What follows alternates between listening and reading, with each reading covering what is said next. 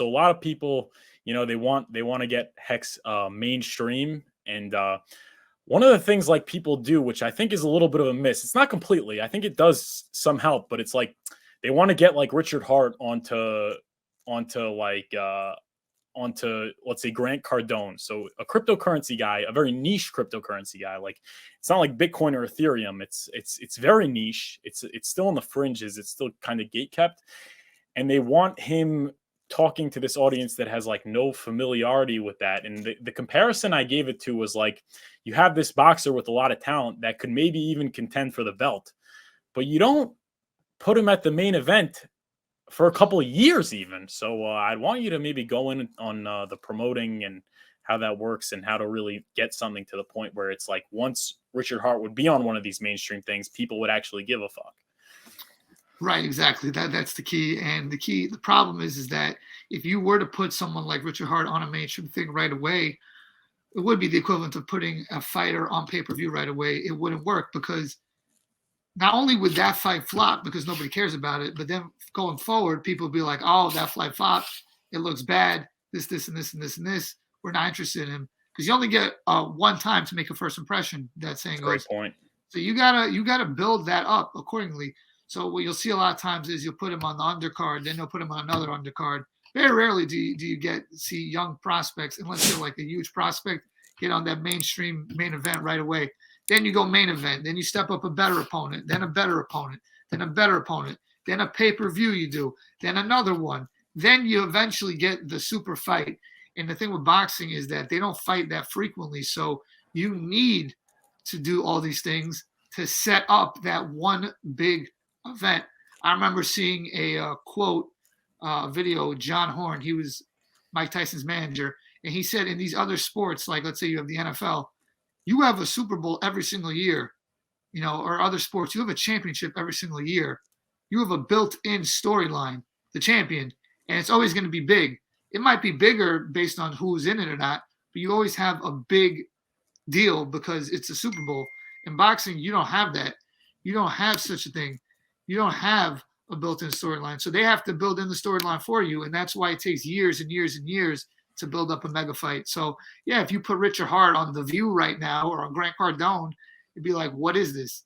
You have to get to the point where when he does get on that, it's at the point where enough people know about it and care about it where it takes it to that next level. So, yeah, putting him on a Grant Cardone now, it might help him. I'm not saying it would hurt him, but it wouldn't do what I think a lot of people think it would do. And if he was on the show like that, maybe not Grant Cardone, but if he was on, let's say, like a mainstream talk show, that, like people don't know anything about investing or finance, you got to speak in the most simple terms. And I think the problem with a lot of hardcore people when it comes to boxing and when it comes to crypto is they don't want to speak in simplistic terms because it's like irritating to them that someone else doesn't know as much as they do. And they get very like territorial, like, no, this is team boxing. No, this is team crypto. No, this is team this.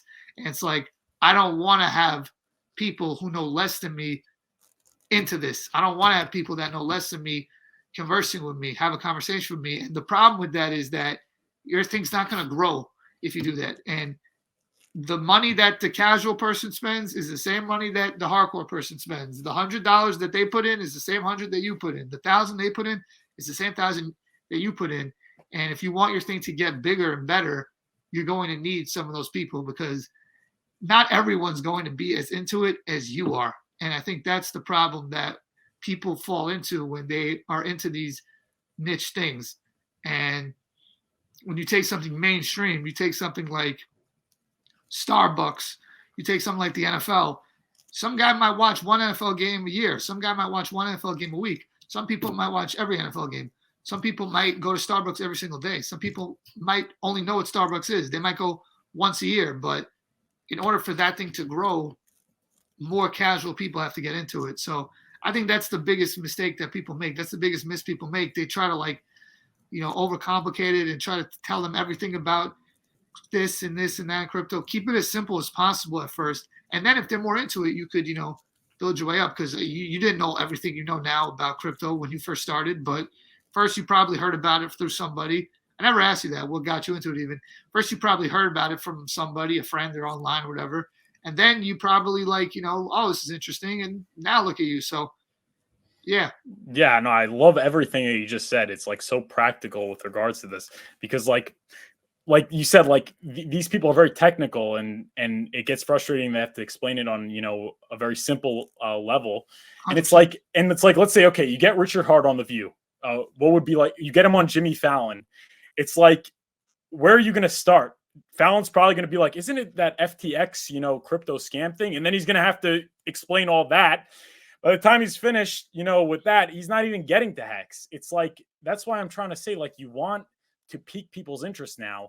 And the way to do that is by showing those TikToks and YouTube shorts of like him in those crazy clothing. It's like, who is that guy? It's like, wow, he's really interesting. He's like sort of that, that billionaire crypto guy that made his own cryptocurrency.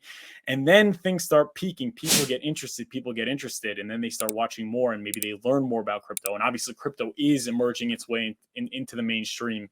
And there will come a point where he's so big and crypto's so big that he gets on Jimmy Fallon. It's like, I heard you have, and also it's like, I heard you have, all these, you had this crypto that made billionaires. It's like that kind of thing. And like, also right now we're in a bear market and like people see the prices down. They don't understand it's cyclical. They don't understand. It's like, you have to explain all those things to them. They don't understand a logarithmic chart. Basically, you probably aren't familiar with that, but it shows the chart. Like, they don't understand all these things. And Right. it's like, where do you start? It's like right now Hex is fringe and it has to be marketed as such. You have to go to people that are already deep in the niche. Just like, when you're doing a regular, when you're doing like a boxing video and it's not like a Jake Paul or like maybe like a fight like the caliber of like a Canelo Triple G, you're talking to, like, you can't, like, you're gonna have to use more niche boxing hashtags. You're gonna try and have to reach an audience that is more niche and more technical about boxing, because those are the best people to subscribe. That's like your best base in Agreed. terms of that. So what are your thoughts on everything I just said? Well, yeah, 100%. You have to know your audience. And I think with Richard Hart, what I think his appeal is to a lot of people is that the way he looks and acts, it doesn't seem like the way other billionaires act. So I think a lot of people, they see that, they're like, oh, I thought a billionaire had to be this and this and this way. It really doesn't. And I think that is what makes him such an interesting figure in the media, because it's like, whoa, this guy, he's wearing like clothing I'm wearing, and like, he's acting the way I'm acting, and he's a billionaire. Like, you have a lot of people have a certain perception of a billionaire, that they have to act a certain way. So I think that is probably his, strongest selling point as like a person. Like he seems like a fun person, Yeah. not just, a knowledgeable person. But 100% when it comes to the niche stuff. But yeah, I don't want my stuff to be niche. I want it to be mainstream, and I think that's the key. You have to know your audience, and don't get me wrong, you can't lose your base. But I feel like if you're a niche fan, you're going to be there anyways, and they're the ones that you have. Now you got to focus on bringing in other people and keeping the people that you have. Yeah. So that's great points. And like Tate, like, originally was niche, and they were appealing to niche people. They were, trying to get into like those young Trump supporters. They were trying to get into that kind of crowd. They're trying to get into maybe the manosphere kind of crowd. That was like a great area to market. And then they built up the base, and those people started putting out the shorts and stuff. And then, it piqued enough people's attention that now he's pretty mainstream. I mean, he's been on Piers Morgan. Everybody watched it. He's been on Aiden Ross. He's that guy with 3 million subs. He's been on Tucker Carlson. That's the most watched cable news show. And everybody was watching because they built it. Like, let's say he would have went on Tucker and was saying those things like 2 years ago before it was mainstream. It would just be like, this guy's crazy. And, he's that weird guy that was on a couple of months ago. It wasn't a big deal. But once you pique people's attention and really get some mainstream clout, then you could start going mainstream, I agree 100%. Yeah, I agree. I wonder if they would have turned down an opportunity to be on the show early. They probably wouldn't have. But yeah, the way it worked out now is probably better for him, because had he got on too early. It probably still would help him a little bit, but I don't think it would do major stuff. And he's at the point now where he's ready to go mainstream. It's it's like it's the same thing when you make a company, right? And they grow investors and then they become public. They don't become public right away because they're not going to make any money that way.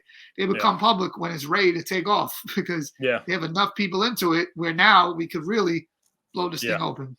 It's a great point. And like, if you look on Twitter, if you look on like the Hex Twitter, you see like a lot of people are saying like they're trying to tag like at, these like big celebrities, like at Logan Paul, like at Logan Paul, can you have at Richard Hart on your show? And it's like, probably not going to happen. And even if it happens, it's not going to be a big deal.